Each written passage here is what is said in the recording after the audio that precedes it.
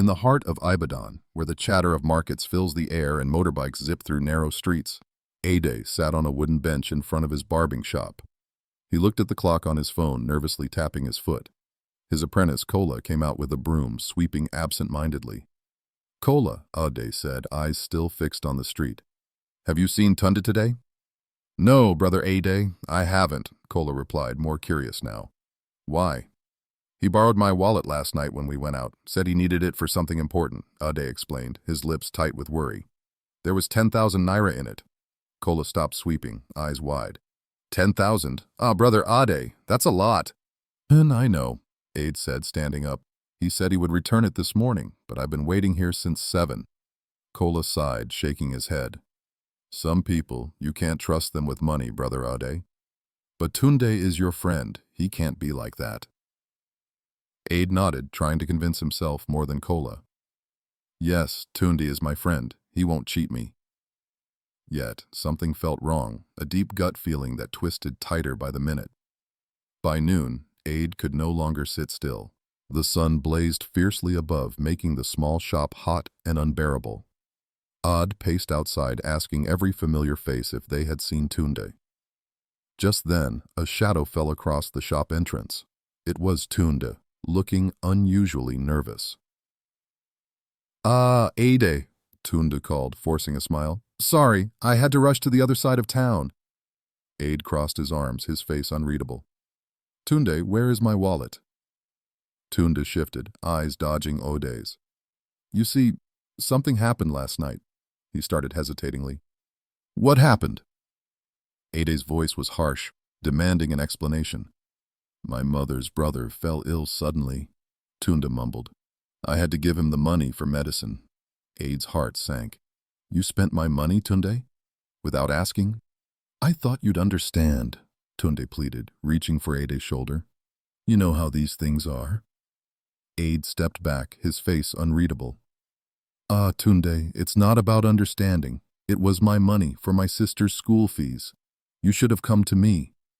"I'm sorry," Tunde whispered, looking genuinely regretful. "I will get it back. Give me a week." Ade nodded, sadness mixing with anger. "1 week, Tunde, no more excuses." Ade watched Tunde retreat down the bustling street, feeling both betrayed and foolish.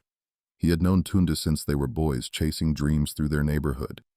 To have this trust so easily broken, it hurt deeper than he cared to admit. "Kola!" Ade called out as he sat back down. "We're closing early today." "But Brother Ade, why? We have more clients this afternoon," Kola said, surprised. "Not today," Ade replied, lost in thought. The worry etched on his face mirrored how deeply Tunde's actions had cut into his spirit and optimism.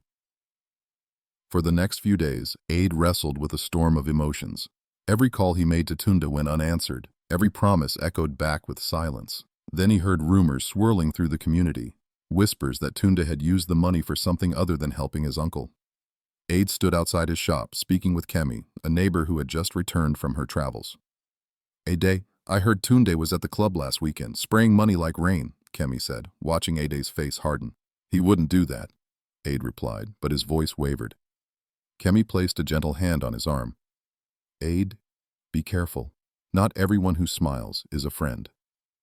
Days turned into a week, and the weight of doubt grew heavier. Ade's mind buzzed with conflicting thoughts. The intimacy of brotherhood clashed with the reality of betrayal. At home, his sister, Yemisi, looked up from her homework. "Brother Ade, are you okay?" she asked softly. "No, Yemisi," Ade sighed, sitting beside her. "I might have lost something important." Back at the barbing shop, which now felt more like a place of reminder than solace, Kola approached Ade with hesitation. "Brother Ade, the money you gave me for the new clippers, it's not enough because prices have increased." Ade rubbed his temples, a wave of frustration washing over him. "Can't you try somewhere else?" Kola nodded. "I tried already. They all say the same." Ade's patience was wearing thin, stretched by financial strain and deceit. He wished desperately for the past when everything seemed simpler and Tunde was someone he could rely on. As the sun dipped below the horizon, drenching the town in a warm glow, Ade made his way to Tunde's house, a final attempt at reconciliation. His knock was met by Tunde's younger brother, who looked at Ade curiously. "Tunde isn't here. He traveled," the boy informed, shrugging. "I don't know when he'll be back."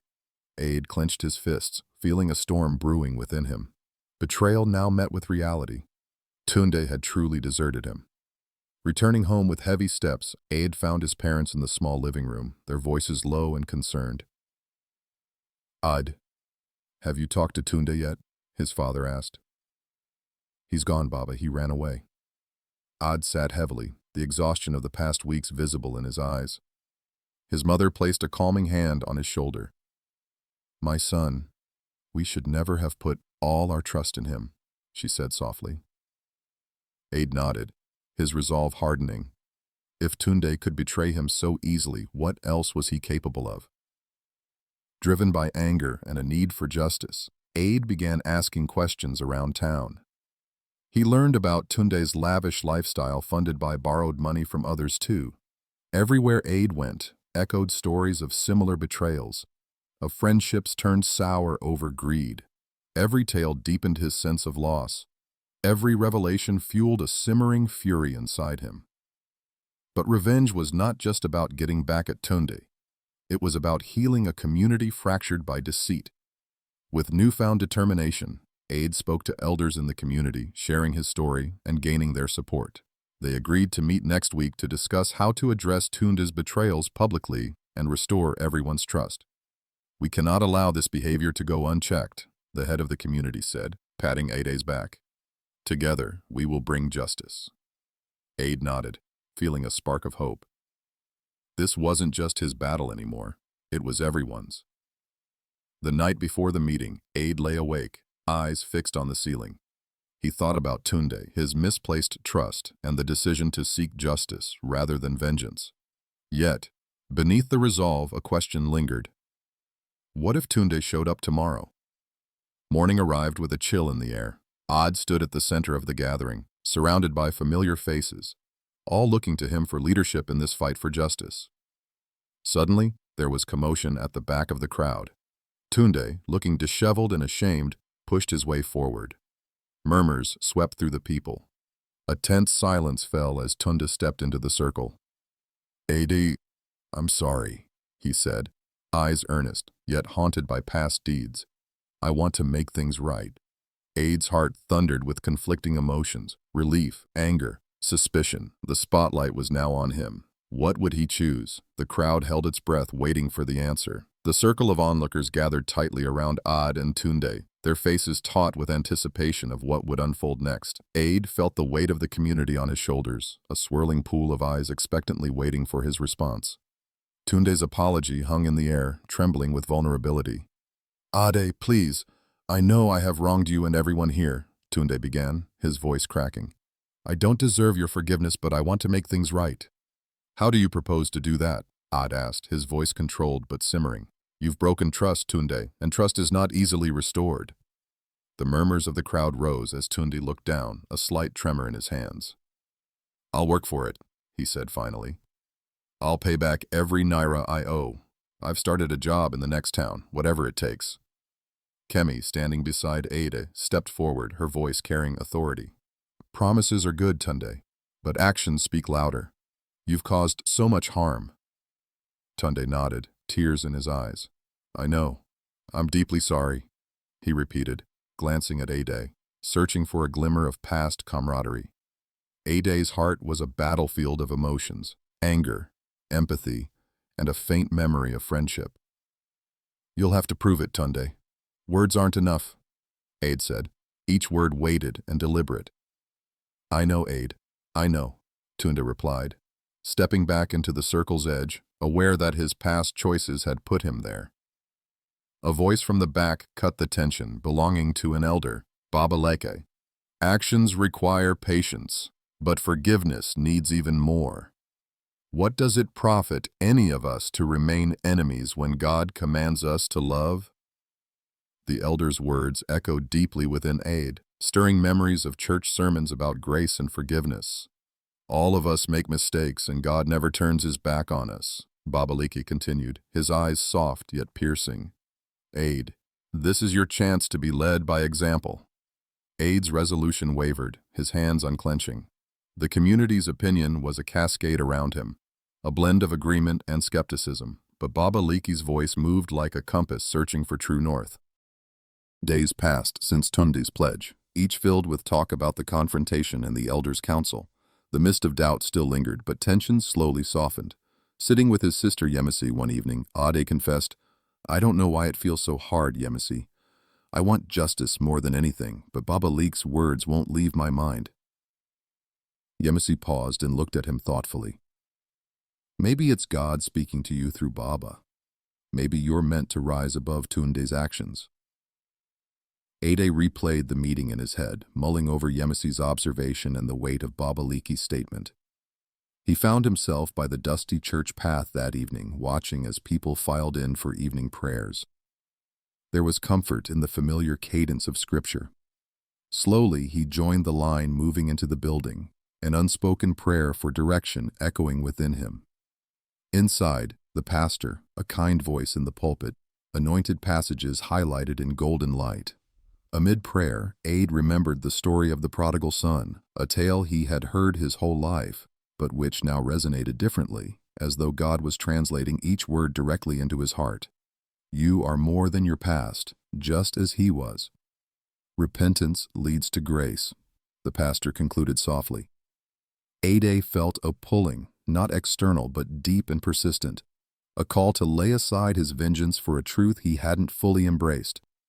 The morning after church, as Ibadan hustled awake, Ade sat outside his shop. The noise of the market swirled around, but his focus wasn't on haircuts or his daily business. It was on the decision forming quietly within. Setting his tools down, Ade walked purposefully through the streets, watching neighborhoods roll by in vibrant color until he reached Tunde's temporary workspace. Tunde's eyes widened, surprise mingling with apprehension as Ade approached. "Ade, please," he started, echoing past discussions, but Ade raised a hand, stopping him. "Let me speak," Ade said. The words that came next felt like a surrender to something greater than his own desires. "I forgive you, Tunde, not for you but for me, and because God asks me to. But repayment still needs to happen." Tunde shifted backward, overcome by both relief and shame. "I will, Ade. I promise I'll make amends." Ade nodded, realizing the monumental weight he had lifted, one that he hadn't recognized until it was gone. Perhaps a part of him hoped their fractured friendship could one day become whole again, inch by inch through God's patient guidance. Returning to his shop, the sun dipped below the horizon, and the soft glow of lanterns dotted the alleyway home. With forgiveness came clarity, and with that clarity, a peace shone deeper than simple justice. That night, Ade gathered his family, sharing the decision he had made. His parents listened, nodding in a way that suggested they saw the divine thread within the choice. His father spoke after a moment. "Revenge is an endless cycle, Ade. You've turned this cycle into healing." "I couldn't have done it without faith," Ade admitted. "Choosing forgiveness showed me just how free Christ's love makes us." As weeks turned into months, Tunde worked diligently, returning what he borrowed, not only money, but the community's trust. Slowly, roads that were once cold began to warm, a reflection of Ade's baptism by hardship and grace. Kola, sweeping outside the shop one afternoon, paused. "Brother Ade, Tunde has changed. Do you think he can really be trusted again?" "With time, Kola." "Only with time," Ade responded, measuring each word with hope, understanding that redemption's path is often one that must be walked before it can be known. By the end of the year, Ade found himself at the church again, not out of questioning this time, but gratitude. The community had gathered for a celebration feast, a tie of unity and forgiveness stitched back together patiently, one thread at a time. The pastor greeted everyone with warm embraces and laughter, but his words rang with joyful sincerity. "Love keeps no record of wrongs," he declared, his eyes sweeping the gathered. Letting that truth root itself within him, Ade embraced Tunde as brothers united again, their wounds healing under kindness and God's gentle hand. "Losing ourselves in anger doesn't leave space for anything else," Ade told Tunde, "but filling that space with forgiveness opens it to Christ's peace." Tunde nodded, an acceptance reflecting in the broad smile that had once been lost to deception. I will live by that forgiveness, Aid. I owe it to you, to all of us. As they parted ways for the night, Aid turned back to see Tunde holding a Bible the pastor had gifted, a silent testament to new beginnings. Among whispering trees and quiet street lamps glowing like stars, Ibadan stood still before them, not only a place of history, but growth. A place where anger had given way to understanding, and vengeance had stepped aside for Jesus. For Aid, peace was no longer just an idea, but a tangible presence, one he'd carry forward to remind himself, and others, that the hardest battles are those fought within the soul. Thank you so much for listening to this intriguing story. I hope it touched you or taught you something.